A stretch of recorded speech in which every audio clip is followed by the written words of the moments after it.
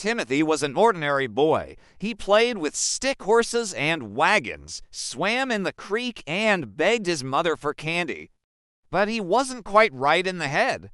In the introduction to his dark medical study, Dr. Samuel A. Harding wrote that the boy exhibited strange and inexplicable behaviors that seemed to defy the laws of human nature, and it would only get worse. In the summer of 1867, the boy lived with his family in a small farming community near Sedalia, Missouri.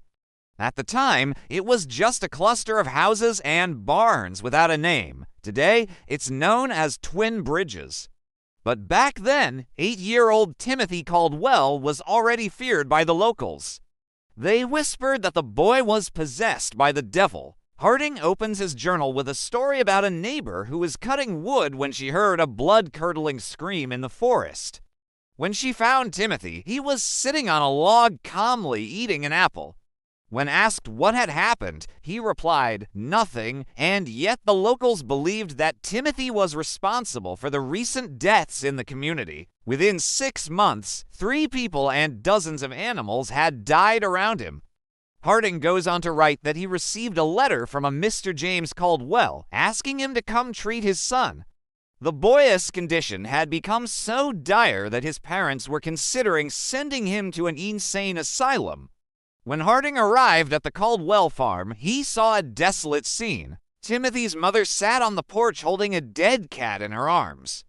She told the doctor that she found the cat dead in the morning after being in the same room with Timothy overnight. And this was just the beginning. Over the next few days, Harding observed Timothy and recorded his strange behavior.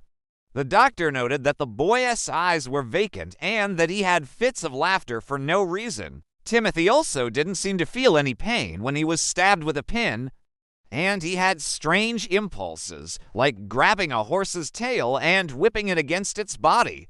On August 10th, Timothy went missing.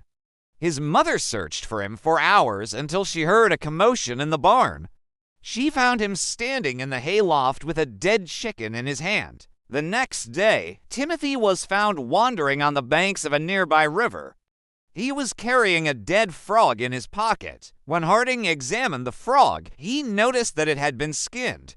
Timothy explained that he put the frog in his pocket after it died, but he insisted that he didn't kill it. Then the unthinkable happened. Mrs. Caldwell came down with a high fever and died. This was more than Harding could bear. He confronted Timothy, who confessed to killing his mother by pushing her down the stairs. But that wasn't the only murder he had committed. Harding wrote that Timothy had taken his pet dog outside and beat it to death. He also killed a neighbor's pig by throwing stones at it. But the doctor still couldn't figure out why. He treated the boy like a medical student, making notes about his vital signs and brain functions. But nothing was conclusive. By September, Timothy's condition had deteriorated further. He talked in a language that Harding did not understand. Sometimes he would sit quietly for hours staring into space. Then on October 3, 1867, Timothy died. Harding performed an autopsy but found nothing unusual. The brain weighed only 125 grams.